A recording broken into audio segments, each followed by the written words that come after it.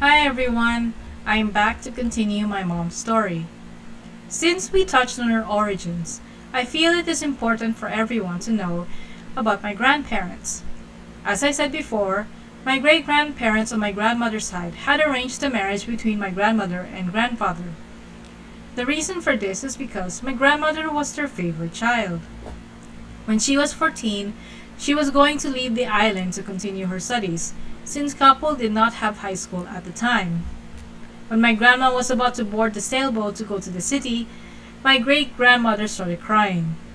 My great grandfather, who was very soft to his wife, couldn't stand to see her cry, so he struck a deal with his daughter. If she stayed on the island, they would take care of all her needs for the rest of her life.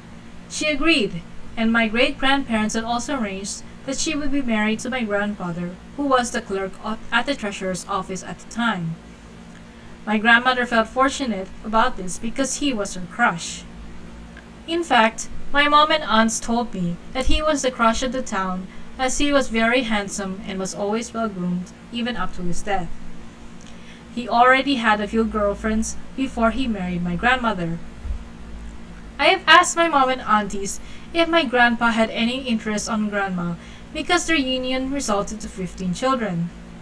Not one of them could tell me how he felt about my grandma at the start of the arranged marriage. My mom used to tell me that she never saw her parents kiss or even hold hands.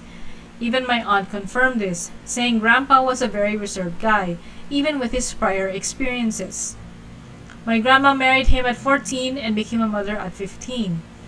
Before she gave birth, my great-grandparents gifted them with a two-story, three-bedroom house and provided them with a helper.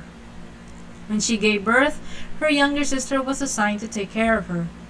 Even my grand-aunt was not able to go to high school because of her.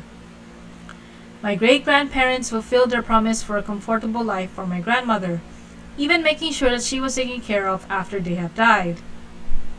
Every 2 years, my grandmother gave birth to a new baby. After the fifth child, World War II broke. During that war, 4 of their children died as they were not able to get medical attention.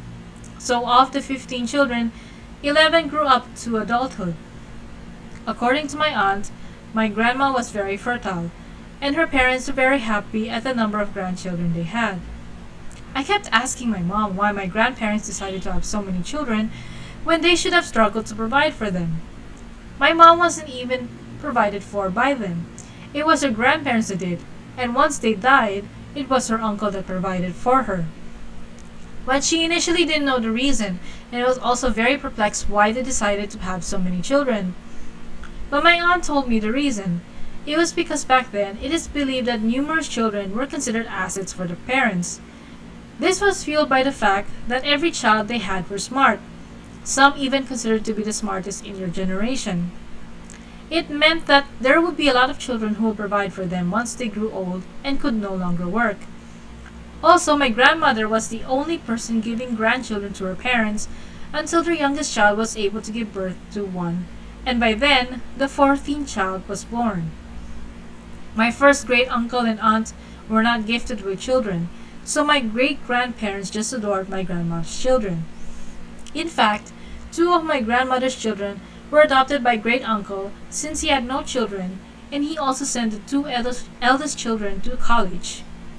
He was a very successful judge, so he could provide for them easily. Due to this, he was given the responsibility by my great grandfather to take care of my grandmother no matter what, 3 days before my great grandfather died. Great uncle religiously followed this instruction until he passed away.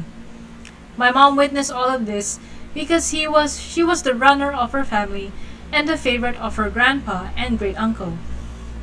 My grandma passed away when he was 92, and my grandma passed away 10 months later.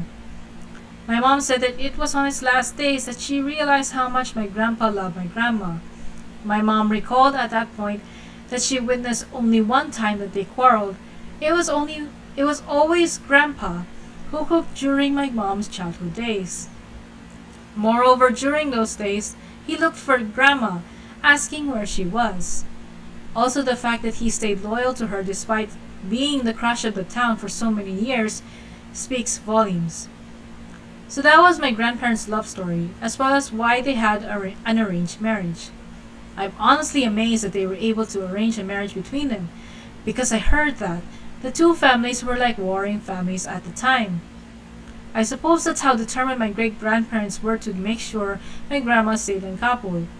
In a way, I consider it a waste because I heard from my mom that she was very smart. Even though she didn't have a high school education, she was able to debate with her judge of a brother and still win. My aunt even said that if she had been allowed to leave the island, she would have made history for women in the country. But it was for the best, as most likely we wouldn't be here today. That's it for this video. Please like and subscribe, and if you have any questions, please leave a comment below. Bye bye.